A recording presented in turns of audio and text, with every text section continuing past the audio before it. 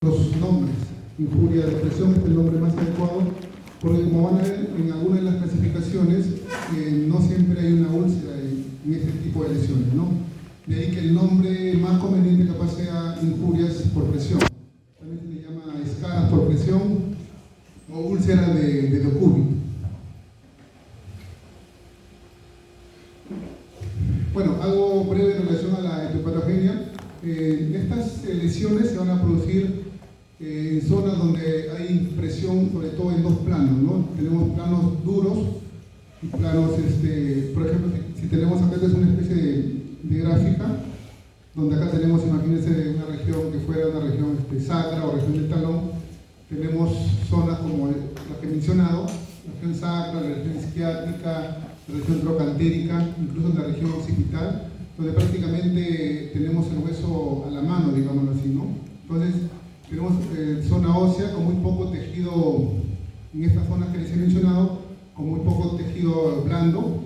De ahí que, y tenemos, imagínense, pacientes, la mayoría son pacientes postrados, tenemos mayormente colchones que a veces no son los adecuados, y justamente estas dos superficies duras, en este caso hablemos de superficie ósea, en este caso algo duro como un colchón que no es el adecuado, tenemos que este tejido que está entre estas dos zonas va a sufrir, ¿no? Esta presión desmedida muchas veces, una presión continua, va a ocasionar justamente las úlceras que vamos a mencionar, ¿no? Entonces tenemos justamente este plano esquelético, justamente esta deformación en forma continua, y acá también puede ser no solamente en una cama, también puede ser en una silla de ruedas. Recuerden que hay pacientes que son parapléjicos, pacientes parapléjicos también hay que movilizarlos porque pueden también hacer este tipo de úlceras. Parapléjicos mayormente en zonas isquiáticas. Los pacientes que están en decúbito, mayormente zonas sacras, son las principales zonas afectadas. Un poquito para hablar nuevamente sobre la etiopatogenia. Esto ya es conocido por ustedes, la presión capilar normal en el rango de 16 a 33, algunos dicen hasta 20 como promedio de milímetros de mercurio. Y las presiones por encima de esta cifra, en forma continua, van a producir un colapso o una compresión de la red capilar, ¿no? Esto va a la vez producir una isquemia. Esta isquemia altera la permeabilidad capilar. También va a haber una vasodilatación, extravasación de líquidos, infiltración celular. Todo esto produce un proceso inflamatorio que a la vez ocasiona una peripremia y esto se manifiesta en un primer caso por un eritema cutáneo, ¿no? Esto puede ser reversible si hacemos justamente la movilización, en este caso de los pacientes, ¿no? A la vez esta movilización va a permitir que esa zona haya una perfusión de los tejidos, ¿no? Si no desaparece esta presión, justamente toda esta cascada de eventos va a continuar. Entonces también hay estudios donde demuestran que el paciente, sobre todo pacientes postrados, parapléjicos o pacientes con algún daño cerebral, muchas veces van a llegar a presiones hasta 150 y sabemos que lo normal es hasta 16 o 20. Imagínense ese exceso de presión, incluso al estar sentados, hay una presión extrema en tu eje isquiática hasta 300. Estas presiones justamente las que van a hacer que se produzca la isquemia que les he mencionado, ¿no? Esta presión justamente sobre las prominencias óseas va a afectar los tejidos profundos, ¿no? A nivel de parte hueso, músculo, y esto va a hacer la extensión del daño es mayormente visible. Bueno, es una gráfica en inglés. Lo que acá se pretende mencionar es que hay una serie de eventos que van a llevar a una alteración o a nivel de la zona de presión, ¿no? Por ejemplo, tenemos lo que son la fricción, la fricción que puede tener el paciente, llámese por las zonas que lo cubren. También tenemos incremento de la humedad. Recuerden que hay pacientes que al tener problemas cerebral tienen problemas de incontinencia, llámese fecal o urinaria. Esta humedad excesiva va a producir un cambio de pH a nivel de la piel, ¿no? Esto va a producir un incremento de la flora bacteriana. Todos estos eventos y justamente se agrega la sequedad de la piel también de esta zona de los pacientes que están en forma postrada, va a producir esta alteración a nivel de estas zonas. Todo esto va a llevar a lo que mencionaba, una oclusión de los vasos, ¿no? Hay una isquemia local. Esto a la vez va a producir una hiperemia reactiva que se manifiesta a veces en la presentación de primer grado, que es un eritema. Todo esto va a ver este esquema va a producir una hipoxia de los tejidos, hay un estrés oxidativo, hay una serie de eventos, el incremento de las citoquinas inflamatorias, y todo esto, si no podamos revertirlo, va a llegar a lo que es una úlcera, en este caso una úlcera por presión. Los factores extrínsecos, ¿qué factores extrínsecos tenemos? Y es importante esto porque son factores que podemos modificarlos. La presión es la fuerza que va a primar, la fuerza primaria a nivel de las zonas justamente expuestas. La humedad que mencionaba por la continencia o pacientes que tienen sudoraciones profusas. Hay otro término que le llaman el cizallamiento, ¿no? En pacientes sentados, donde las fuerzas, hay fuerzas diferentes a nivel de la zona de presión. Y la fricción, sobre todo por la ropa, las prendas que tiene el paciente, todos estos son eventos extrínsecos que podemos evitarlos o revertirlos, la mayoría de ellos. También hay factores intrínsecos, que son factores muchas veces inevitables, ¿no? Propios de la edad del paciente. Acuérdense que la piel, a medida que pasan los años, va a haber trastorno de la piel, va a haber disminución del colágeno, disminución de las fibras elásticas. Hay una serie de patologías también que se van sumando en los pacientes. El estado nutricional muchas veces es deficitario y no necesariamente en ancianos, puede ser hasta en niños. Acuérdense que la úlcera de presión también se produce en niños, en neonatos. En cualquier edad podrían producir estas lesiones. Pacientes que tienen medicamentos, ¿no? Por ejemplo, drogas vasoconstrictoras, que van a disminuir la presión nutricional, y esto a la vez va a contribuir a la producción de estos eventos. Entonces, esta presión, como mencionábamos, lo llevamos a un isquemia, ¿no? Hay trastornos de oxigenación, hay exceso de desechos metabólicos, esto a la vez da una vasodilatación, edema, eritema, la edema que se manifiesta con la extravasación de líquidos. Esto aunado a la presión que mencionaba, la fricción o otras fuerzas, van a hacer que haya una muerte celular, ¿no? Y esto va a contribuir a una úlcera o a una escara, ¿no? La escara, obviamente, cuando cae, obviamente va a producirse la úlcera. Entonces, para un poco rever esto, este aumento de la presión ocluye los vasos sanguíneos, también los vasos linfáticos, produce hiperemia, se va a producir una isquemia a nivel endotelial, va a haber aumento de la permeabilidad capilar, va a haber producción de edema, esto hay una difusión de los tejidos subcutáneos y esto nos va a llegar a una necrosis justamente de estos tejidos, ¿no? Necrosis de tejidos subcutáneos y una necrosis también de la piel, ¿no? Entonces es un evento de cascada. Aparentemente simple aumento de la presión nos va a llevar todos estos procesos a lo que es la necrosis de la piel, que se manifiesta en lo que es una úlcera o una escara a nivel de la zona de presión.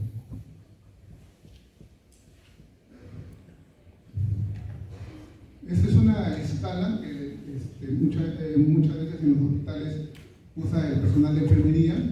Es importante conocerlo a grandes rasgos. Se llama la escala de Braden, o es una escala que se llama valoración del riesgo de úlcera por presión. Todo paciente que ingresa a un ámbito hospitalario debe realizarse esta escala para valorar justamente el riesgo. Así como en los hospitales se hace un riesgo para el riesgo de caída de los pacientes, igualmente cuando a todo paciente, independiente del diagnóstico, va a tener que hacerse esta valoración del riesgo por úlcera por presión, que tiene varios criterios, ¿no? Uno de los criterios es la percepción sensorial, exposición a la humedad, es otro de los criterios, la movilidad o no del paciente, la nutrición del paciente y el roce o peligro, ¿no? Toda una serie de parámetros que van a sumar un puntaje. Cuanto más puntaje, menos riesgo de úlcera de presión. Cuanto menos puntaje, por ejemplo, un paciente que tiene poca humedad, ¿no? va a dar mayor. Al tener más puntaje, va a ocasionar que esté alterado, ¿no? Este es un algoritmo para resumir todo lo que les he mencionado. Es un paciente que obviamente está hospitalizado. Siempre hay que identificar los factores de riesgo, ¿no? De todo paciente que ingresa a hospitalizarse, sobre todo. Hay que ver los factores intrínsecos, lo que ya les he mencionado, los factores extrínsecos también, hacer un detalle de cuáles son los que tiene el paciente, utilizar esta escala de Braden, que nos va a permitir valorar el riesgo de esta producción de estas úlceras, ¿no? Y si esta escala mide un puntaje mayor a 16, el paciente no tiene riesgo de úlcera, ¿no? Entonces, igualmente, de todas maneras, hay que movilizar al paciente. Obviamente, si es que este escala tiene más de 16, es un paciente con mayor riesgo de úlcera por presión, y hay que ver, corregir los agravantes que vamos a identificar en la primera parte, ¿no? Y también se deben implementar intervenciones. Si bien es cierto, esto lo mide o lo valora la enfermería, también es responsabilidad del personal médico, ¿no? De velar que ese paciente no tenga, aparte del cuadro por el que ingresa al hospital, no tenga que se produzcan este tipo de lesiones, ¿no? Un gran porcentaje de úlcera de presión se produce en el ambiente hospitalario, y de eso no debería ocurrir, porque justamente debemos velar porque el paciente tenga integridad en todo aspecto, ¿no? Entonces también debemos, en base a esto, estas son las clasificaciones que vamos a mencionar luego, y de acuerdo a esto vamos a ver qué actitud vamos a tomar en cada uno de los pacientes. Entonces son las escalas que le he mencionado, la de Braden, que es la más usada, hay otras como la de Norton, de Waterhouse, pero la más práctica es la de Braden. Este es para, bueno, acá hay un pequeño error, ahí debería decir diagnóstico diferencial.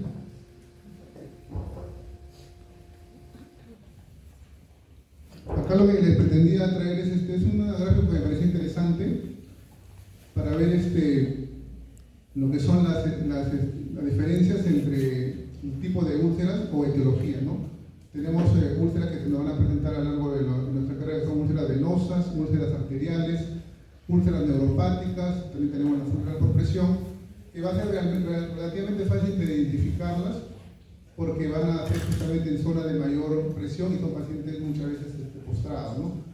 Sin embargo, no está de más saber que existen otras úlceras, ¿no? Y cada una de ellas va a tener sus propias localizaciones, ¿no? Acuérdense que, por ejemplo, las venosas se producen a nivel de las piernas, también el malolo medial. Las arteriales o isquémicas, ¿no? Muchas veces se producen a nivel distal, ¿no?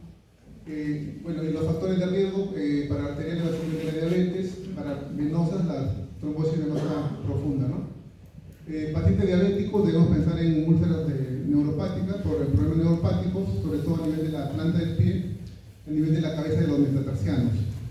La presión, la azul de presión es lo que estamos justamente mencionando ahora, tiene que ver también con diabetes o algunas otras enfermedades que contribuyan a que el paciente se encuentre postrado y esto genere estas úlceras por presión. Y bueno, también hay úlceras neoplásicas, que obviamente cada lesión neoplásica tiene ciertas características que debemos identificar para en el momento adecuado hacer una biopsia y poder realmente no confundir este tipo de lesiones neoplásicas con una, por ejemplo, con úlcera venosa o con úlcera por presión. Esta es la clasificación que más se usa en lo que es úlcera por presión. La dividen en 6, ¿no? Es una clasificación del año 2016. También nosotros, a veces lo que leemos son 4 estadios. Son 4 estadios más otros 2 tipos de estadiaje también que vamos a mencionar luego. Esta es una lesión a nivel del talón, como ustedes ven, prácticamente hay pérdida de la parte superficial, sin embargo no se expone el tejido celular subcutáneo, ¿no? Es una lesión de 1,5 por 1,5 centímetros. Esta es una lesión de estadio 2, ¿no? Acuérdense que el estadio 2 es una lesión justamente que va a afectar la parte de la piel, ¿no? No se va a exponer el tejido celular subcutáneo. Como ven en la gráfica, básicamente pérdida de integridad de la epidermis y de la dermis, más no llegamos al tejido celular subcutáneo, ¿no? Muchas veces estas lesiones tienen un color rosado, son húmedas, ¿no? Pero no llegamos a ver el tejido celular subcutáneo, que es lo que diferencia a una úlcera en estadio 3.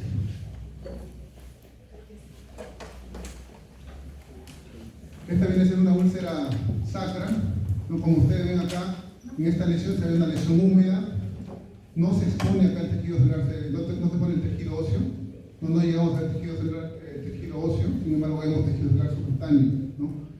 Esta es una lesión en este caso de 3 por 3 centímetros, y va a corresponder a un estadio tipo 3, ¿no? Hay algunas muestras que son realmente fáciles de identificar, ¿no? En este caso tenemos la gráfica, vemos que ha afectado la epidermis, la dermis y parte del tejido celular subcutáneo, pero no llega a la fascia, ¿no? Esta lesión está en este caso respetando lo que es la fascia y por ende los tejidos subyacentes. Y esta es una lesión, como ven, a nivel del pie, del dorso, un eritema, le llaman eritema no blanqueable, ¿no? Justamente esta lesión es prácticamente el estadio tipo 1.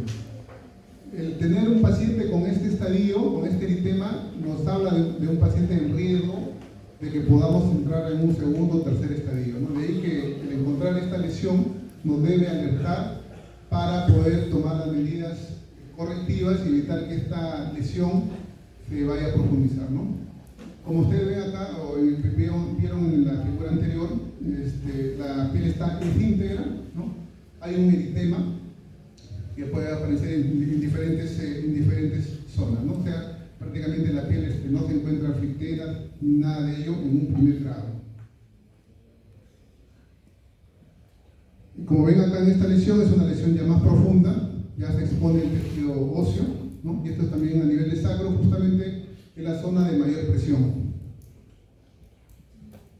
Y esto sería el gráfico. Ven ustedes que acá ya se traspasa la fascia, compromete el músculo y llega al tejido óseo, ¿no?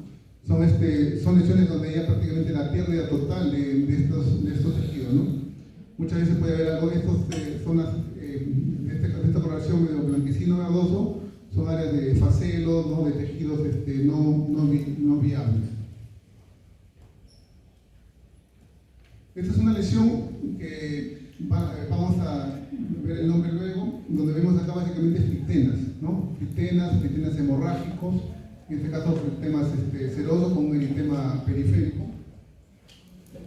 Y esto lo catalogan la literatura como una sospecha de lesión de tejidos profundos. O sea, no es ni 1, ni 2, ni 3, ni 4, no, es otro tipo está dentro de otro triaje que se llama sospecha de lesión de tejidos profundos, ¿no? Son áreas donde vemos un color púrpura, ampollas, como vieron, una ampolla rojiza llena de sangre, debido muchas veces al daño del tejido subyacente a la lesión, ¿no? O sea, es decir, el hecho de ver estas ampollas nos debe alertar que subyacente a esas flictenas ampollas tenemos un tejido muchas veces alterado o un tejido que está isquémico, ¿no? Muchas veces en estas zonas hay dolor, ¿no? Debemos tener cuidado también cuando son pacientes de raza negra, digamos, donde muchas veces el tono de la coloración nos hace muchas veces difícil diferenciarlo. Entonces, si preguntamos esta lesión, ¿qué sería? Acá no es ni 1, ni 2, ni 3, ni 4, ¿no? Es una lesión que se llama no estadiable. Vemos acá un tejido negruzco que viene a ser la escara. Acuérdense que la escara es un tejido desvitalizado, un tejido no viable. Pero yo no sé si al retirar esta escara aparece dermis, aparece el tejido cerebral subcutáneo o aparece el tejido óseo. Por lo tanto, esta lesión se llama lesión no estadiable, ¿no? Hay pérdida de la piel, ¿no? Pero no llegamos a ver o definir la profundidad, que puede ser hasta dermis o hasta cerebral subcutáneo, porque justamente este escara o tejido desvitalizado está evitando que podamos observar la parte inferior, ¿no? Entonces tenemos 6 clasificaciones de lo que es úlceras por presión. Bueno, este es como un breve resumen, ¿no? Conforme los estadios del 1 al 4 van a ver que va a ir profundizándose. Acuérdense que el primer grado, el primer estadio, es algo, si encontramos eso, es una alerta que nos haga pensar en modificar algunos hábitos en el paciente para evitar que ésta progrese a un segundo, tercer o hasta un cuarto grado, donde las lesiones obviamente son más profundas, más complejas y muchas veces también pueden poner en peligro al paciente. Acuérdense que el tejido óseo expuesto puede producir una osteomielitis y eso ya agregar algo más grave a un paciente, ¿no? También tenemos la escara, ¿no? En este caso tenemos la escara, no podemos identificar el estadio, hay que, si es necesario, retirar esta escara para ver qué tejido tenemos subyacente. Y los flictenas hemorrágicos, que son cuando son sospechas de lesión de tejidos profundos. Este es un paciente, le vamos a preguntar a uno de ustedes que me describe esta lesión, a ver, los que están adelante.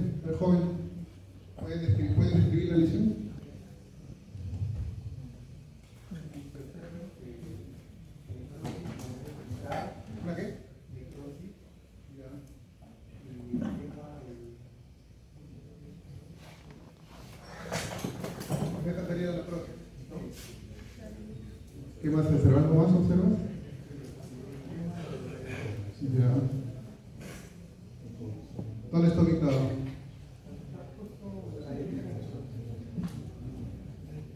Ya. ¿Cuál es la zona ubicada del organismo? ¿En qué parte está ubicada? ¿En qué región? Bueno, nunca lo entendemos, ¿no? Región occidental posterior, ¿no? Nuestro compañero que está al costado, según lo que hemos... Este es un paciente, es un niño de 3 años que tenía un déficit de proteína C que tiene que ver con la coagulación y presenta esta lesión 4 días luego de presentar inicialmente un eritema. Te pregunto, ¿cómo clasificarías esta lesión? ¿Cuál sería el estadiaje de esta lesión que tú le darías?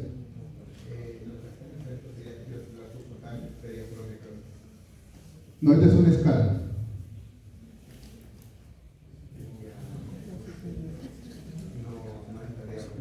Así es, ¿no? Esta es una lesión no estadiable, ¿no? Pareciera que es grasa, pero en sí lo que era es una, bueno, depende, no se ve un poco más allá, pero es una escala, ¿no? Entonces, ¿y cuál es, a ver, tu joven, cuál sería el tratamiento, crees tú?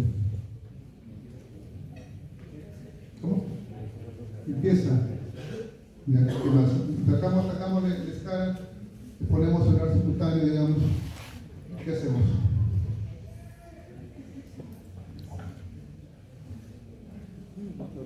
¿Tu compañera que están delante tuyo? ¿Las dos compañeras? ¿Se puede colocar un injerto?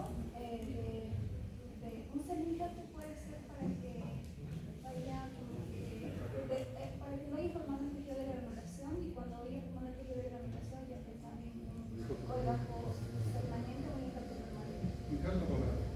No, ahora injerto, o sea, hacer una limpieza. Semi-injerto. Exacto, un semi-injerto y luego cuando ya se desaparece el semi-injerto, hacer un injerto permanente o un ¿Y dónde dices qué tipo de injerto harías?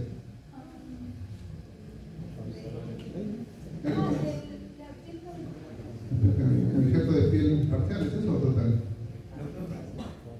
Parcial.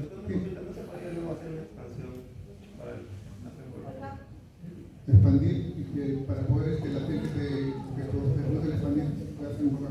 Sí, puede ser una opción. Tu compañera que está al costado. Sí.